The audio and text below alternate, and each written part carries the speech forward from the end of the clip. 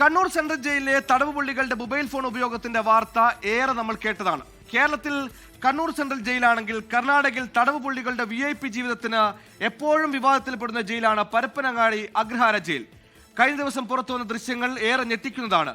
ജയിലെന്ന് പറയുന്നത് വെറും പേരിന് മാത്രമാണ്. തടവ് പുള്ളികൾ യഥാർത്ഥത്തിൽ അവിടെ അനുഭവിക്കുന്നത് റിസോർട്ടിന് തുല്യമായ ജീവിതമാണ്. ആ സൗകര്യമുള്ള ജയിൽ ജീവിതത്തിന്റെ ദൃശ്യങ്ങളിലേക്ക് റിപ്പോർട്ടിലേക്ക്.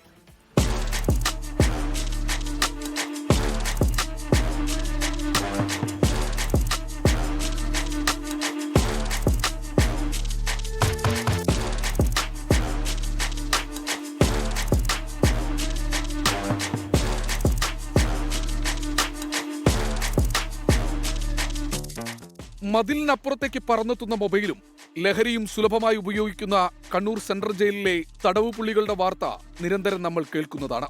എന്നാൽ അതെല്ലാം എത്ര ചെറുതെന്ന് തോന്നിക്കുന്ന വിധത്തിലുള്ള ഞെട്ടിക്കുന്ന സുരക്ഷാ വീഴ്ചയുടെ വാർത്തയാണ് ബംഗളൂരുവിലെ പരപ്പന അഗ്രഹാര ജയിലിൽ നിന്ന് വരുന്നത്.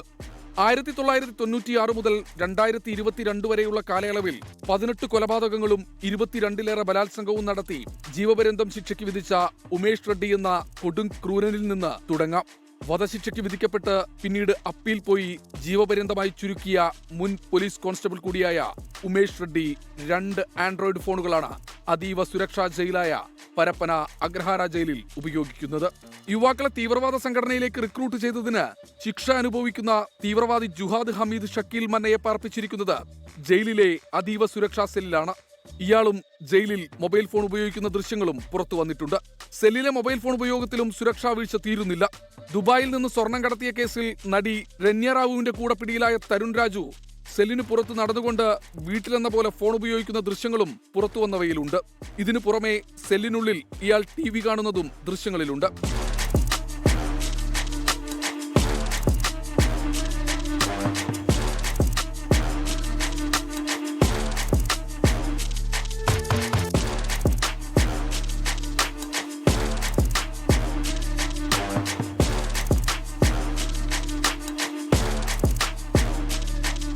ഭക്ഷണം റേഷനായി നൽകുന്ന ജയിലിൽ തരുൺ രാജു സ്വന്തം സെല്ലിൽ ആവോളം ഭക്ഷണം സ്വന്തം നിലയ്ക്ക് പാകം ചെയ്യുന്നതും കാണാം. അഗ്രഹാര ജയിലിലെ മിക്കവാറും എല്ലാ തടവുകാരും VIP ജീവിതമാണ് സെല്ലിനുള്ളിൽ നയിക്കുന്നതെന്നാണ് പുറത്തുവരുന്ന വിവരം.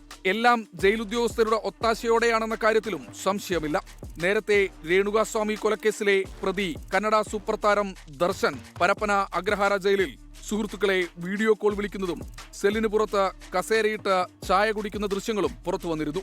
ഇതിന് പിന്നാലെ ഇയാളെ ജയിലിൽ നിന്ന് മാറ്റി കടുത്ത പരിശോധനയടക്കം ജയിലിൽ നടന്നിരുന്നു. എന്നാൽ പരപ്പന അഗ്രഹാര ജയിലിൽ ഒന്നും മാറിയിട്ടില്ല എന്നതിന്റെ നേർസാക്ഷ്യമാണ് ഇപ്പോൾ പുറത്തുവരുന്ന ദൃശ്യം.